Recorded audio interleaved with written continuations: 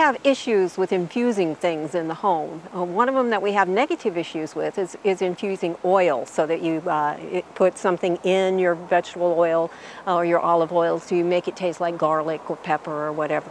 And the issue with that is it's low acid, and because it's low acid and it's oxygen free, it can produce or allow to the growth of botulism toxin, so it can cause poisoning later on. So we don't recommend doing that for any length of time, and definitely not for storage at room temperature.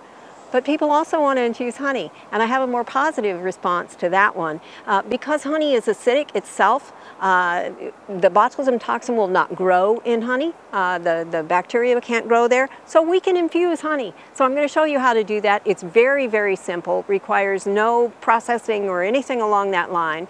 You just need a week or two for it to develop flavor. So I've got a standard canning jar for this one, but you don't have to have a standing canning jar. You can have any kind of jar as long as it has a tight fitting lid. So you could use a canning jar with a two-piece lid or one of the reusable lids, or you could just use an old pickle jar that you've completely cleaned out, or an old honey jar that you completely cleaned out. So as long as it's clean and the lid fits snug, you're good to go.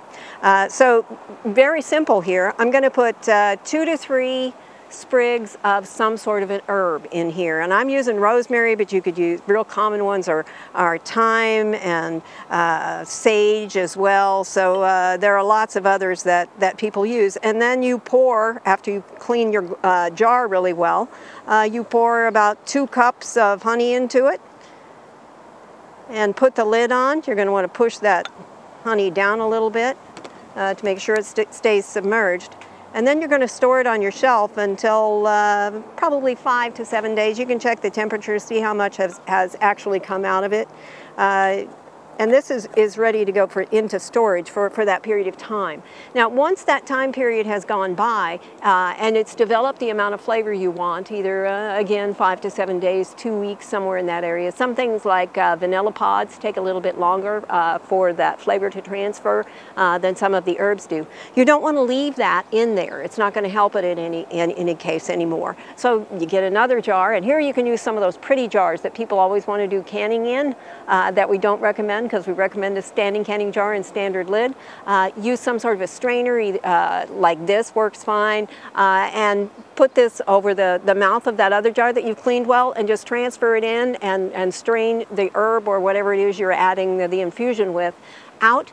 Again, cover it with a nice snug lid, put it in a cool, dry place, and this is going to last you for a long time, because honey does not really break down. It may crystallize, and you can soften it up again through a little bit of heat, but this one, no processing, good flavor, great on baked goods, and in baked goods as well. You can use it as a replacement for sugar up to a certain point in many cases. So I hope you'll give this a try. It's easy, could make a great gift for the holidays. For Oklahoma Gardening, I'm Barbara Brown.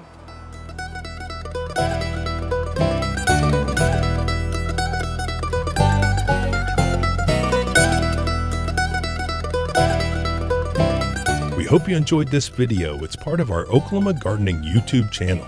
You can also find even more videos on our OK Gardening Classics YouTube channel.